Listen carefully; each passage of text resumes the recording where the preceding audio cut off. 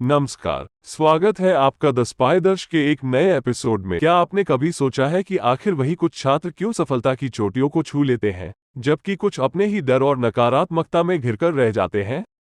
इसका उत्तर छिपा है हमारे मानस में, हमारे विचारों में। आज हम उसी जादुई खिड़की से झांकेंगे और देखेंगे कि एक सफल छात्र का नजरिया कैसा होता है। पहली सीढ़ी है आत्मविश्वास की मजबूत नींव।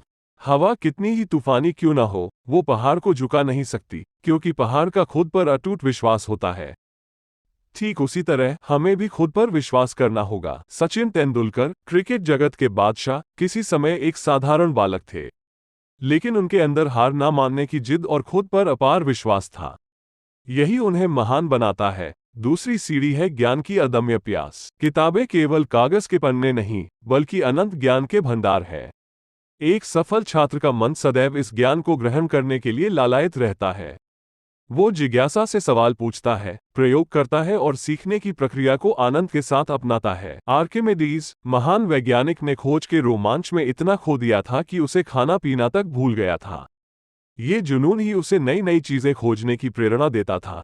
तीसरी सीढ़ी है हार को सीढ़ी बनाने का हौसला। असफलता जीवन का अभिन्न अंग है, लेकिन हर असफलता हमें बेहतर बनने का, कुछ नया सीखने का मौका देती है। एक सफल छात्र हार से घबराता नहीं, बल्कि उसका विश्लेषण करता है, कमियों को दूर करता है और फिर नई उम्मीद के साथ प्रयास करता है। एडिसन का नाम रोशनी से जुड़ा है, लेकिन उन्होंने हजारों बार बल्ब जलाने में असफल रहे थे। वो हर असफलता से सीखते रहे और आखिर में सफलता का दीप जलाया।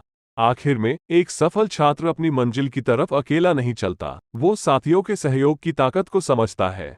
वो सवालों को साझा करता है, ज्ञान बांटता है और सफलता का जश्न भी साथियों के साथ मनाता है।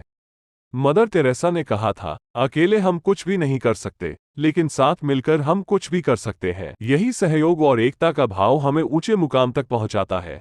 तो मित्रों, आज ही अपने विचारों को बदलिए। आत्मविश्वास की नींव रखें, ज्ञान की प्यास जगाएं, हार से हौसला बढ़ाएं और साथियों का सहयोग लें।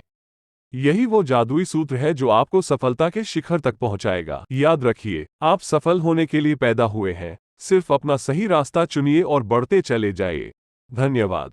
मैं उम्मीद करता हूं कि यह भाषण आपको प्रेरित करेगा और आपके भीतर एक सफल छात्र का नजरिया जगाएगा। अपनी कहानियों और उदाहरणों को शामिल करके इसे अपना बनाएं और अपने साथियों को सफलता के मार्ग पर चलने के लिए प्रेरित करें।